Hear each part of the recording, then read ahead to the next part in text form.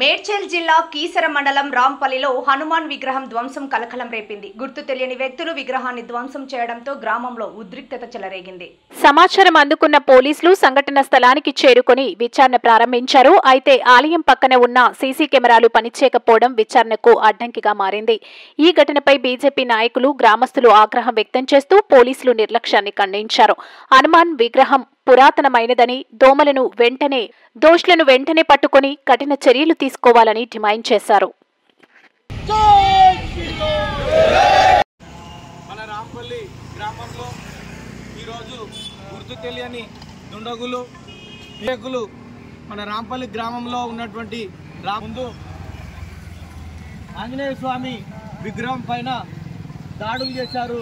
ఆంజనేయ స్వామి చేతులు, కాళ్ళు, గద ఏకంగా మొత్తం విగ్రహాన్ని ధ్వంసం చేయడం జరిగింది. ఇలాంటి మత వ్యతిరేక శక్తులు ఉగ్రవాదులు కంటే చాలా ప్రమాదము. ఈ హిందూ సమాజం పైన దాడి చేయడం కాదు, హిందూ వ్యక్తుల పైన కూడా దాడి చేయడము.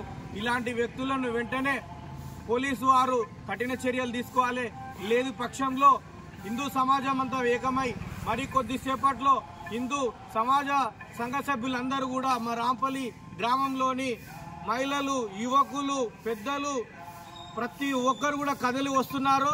మరికొద్ది సేపట్లో మేమందరం కూడా ఈ రాష్ట్రం మొత్తం, దేశం మొత్తం తెలిసేలా ఖచ్చితంగా ధర్నా చేస్తున్నాము. ఈ దాడిని ఖచ్చితంగా ఖండిస్తా ఉన్నాము. జై శ్రీరామ్, జై శ్రీరామ్, జై శ్రీరామ్, జై శ్రీరామ్, జై శ్రీరామ్, జై శ్రీరామ్. భరతమాత బిడ్డలం భగత్ సింగ్ తమ్ములం, భరతమాత బిడ్డలం భగత్ సింగ్ తమ్ములం.